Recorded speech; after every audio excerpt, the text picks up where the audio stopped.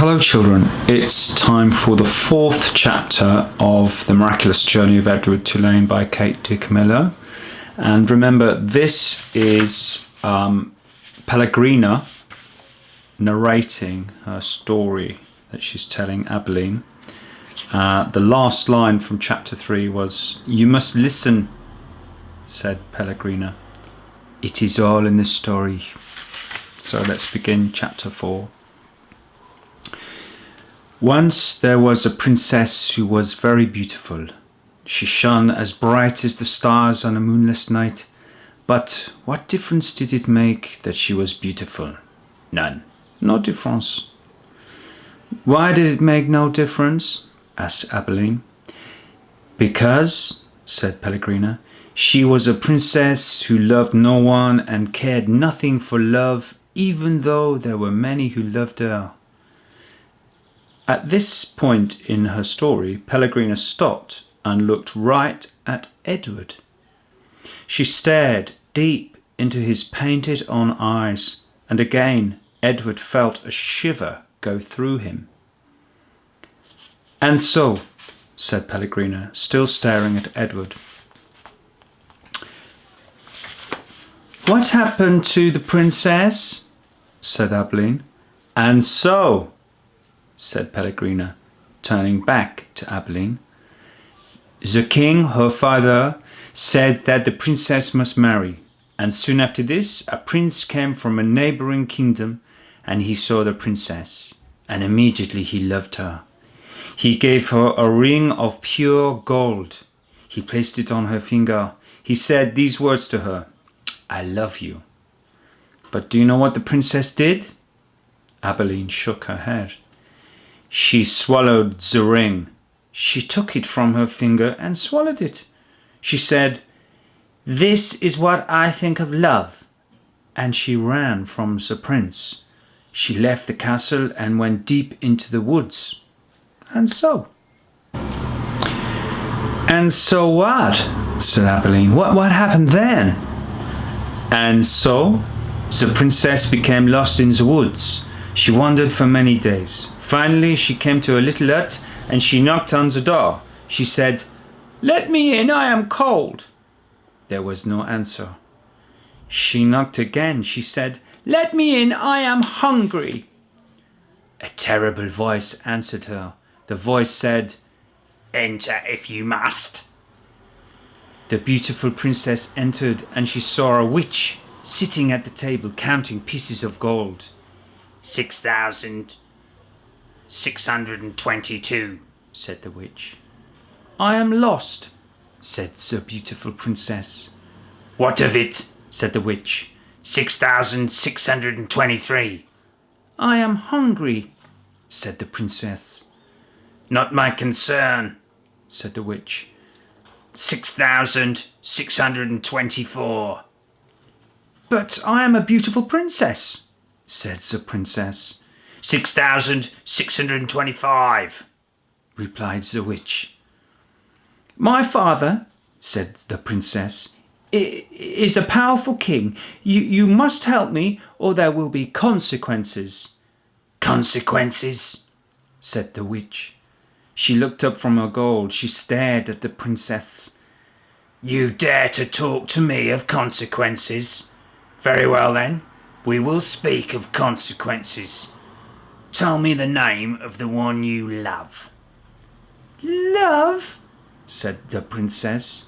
She stamped her foot. "Why must everyone always speak of love?"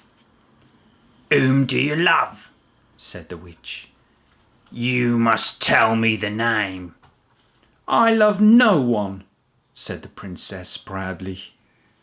"You disappoint me," said the witch. She raised her hand and said one word, "Fat figari."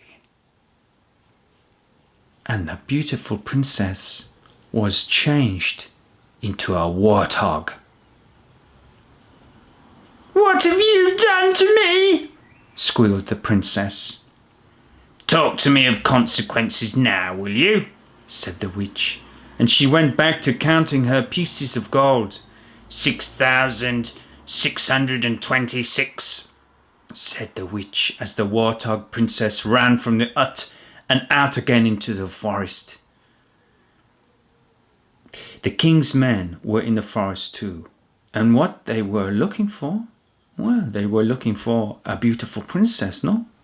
And so when they came upon an ugly warthog, they shot it immediately. Pow! No, said Abilene. Yes, said Pellegrina.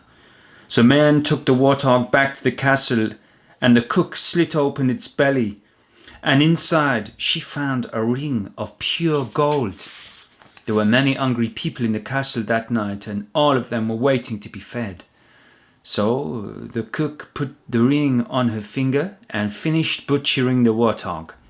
And the ring that the beautiful princess had swallowed shone on the cook's hand as she did her work. The end. The end? Said Abilene indignantly. Yes, said Pellegrina, the end. But it can't be. Why can't it be? Because it came too quickly, because no one is living happily ever after, that's why. Ah, and so, Pellegrina nodded. She was quiet for a moment. But answer me this, how can a story end happily if there is no love? But, well, it is late, and you must go to sleep. Pellegrina took Edward from Abilene. She put him in his bed and pulled the sheet up to his whiskers. She leaned close to him. She whispered, "You disappoint me." After the old lady left, Edward lay in his small bed and stared up at the ceiling. The story, he thought, had been pointless. But then most stories were. He thought of the princess and how she had become a warthog. How gruesome! How grotesque! What a terrible fate! "Edward," said Abilene, "I love you. I don't care how old I get, I will always love you." Yes, yes, thought Edward. He continued to stare up at the ceiling. He was agitated for some reason that he could not name. He wished that Pellegrina had put him on his side so that he might look at the stars. And then he remembered Pellegrina's description of the beautiful princess. She shone as bright as the stars on a moonless night. For some reason, Edward found comfort in these words, and he repeated them to himself. As bright as the stars on a moonless night. As bright as the stars on a moonless night. Over and over, until at last the first light of dawn appeared. Well, that's the end of chapter 4. What did you think of Pellegrina's story? Do you think there was a message in there somewhere? Yeah, well, you have to work that one out for yourself. If there is a message, to whom was it aimed at? I wonder if Edward was the target for Pellegrina's lesson in that little story. Well, we shall see. Tomorrow night it will be time for chapter 5. Until then, God bless. Sleep well.